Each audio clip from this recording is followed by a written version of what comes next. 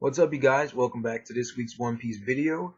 I know I'm about 2 weeks late for the previous chapter, and my reason for that is that the charger for my laptop had broke, so for about a week I had to wait for a charger. It was an order mix-up, so I had to wait a couple more days. Now I finally am making this video, so for this video we're reviewing chapter 852. And let me just say that in this chapter, Reiju finally, in my opinion, proves us the good person that she is. Also, I can't agree more with Reiju about the Vinsmoke family needs to die. I mean, at least Sanji's brothers and his father, they are just ruthless and arrogant and conceited, and there's just no space for people like that in the One Piece world. We've seen that people like that usually get their asses handed to them, whether it was Doflamingo, whether it was Kuro, whether it was most of the villains that Luffy has fought. They're usually arrogant, conceited guys that think themselves above everyone else. And Reiju is like the one person that I think is decent. And to see that Sanji's mother died because she swallowed a poison, I think it's been a week or two since I read the chapter. That was supposed to negate the genetic modifications. I'm not sure. It was supposed to humanize her children, and Sanji was the only successful one. It just is kind of good to know. It's kind of good to know that Sanji and Reiju are still good, that they have human emotions, that they're decent people, and that Sanji wasn't a failure. He was a failure in his father's eyes, but in his mother's eyes, he was a success. And that Sanji got to live the life that his mother wanted him to live. She may have died, but she died doing something good. And that's the best outcome that could ever happen here. Also, like I said in previous videos, the Vinsmoke family, they came into this looking down condescendingly at Big Mom and her pirate crew and her family. But this is a Yonko. It doesn't matter who you are. You just don't look down on a Yonko and their crew. I mean, that's seriously underestimating the person you're making a deal with, especially a Yonko who's known for the political marriages of marrying off her children for power and gain.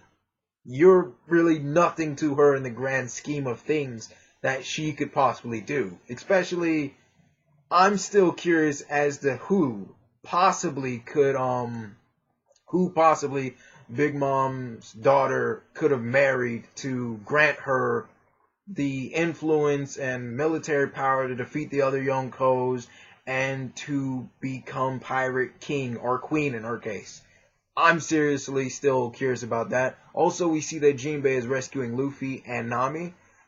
Also, we see that Jinbei isn't missing any limbs as far as I can see. Jinbei looks fine. And the question is, what type of punishment did he roll? And in my opinion, I think that I'm gonna go with like the most grim option there is. I think he rolled like anywhere from like 30 to 50 years of his lifespan, and Jinbei is just living on borrowed time at this point, and that's the reason he's devoting himself to Luffy so much now. I mean, I know at Fishman Island when we was dealing with I'm trying to figure out what was the guy's name. Hody Jones.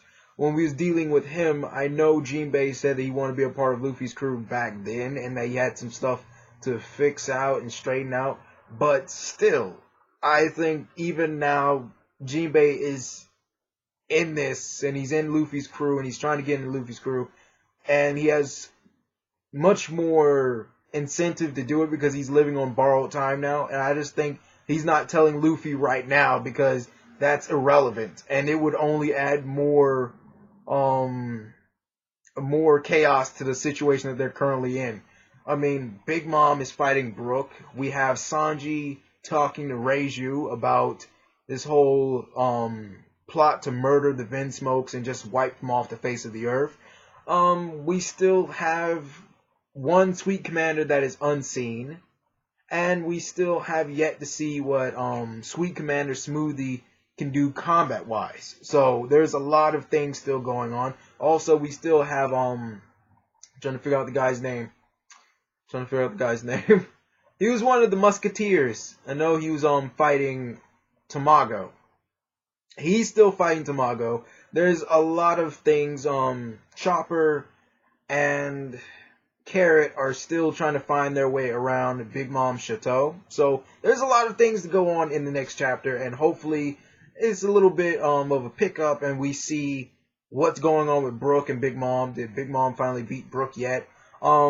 Is Smoothie going to get some combat action so far? And when are we going to see the final Sweet Commander? This is VM. Like, comment, share, subscribe. Bye.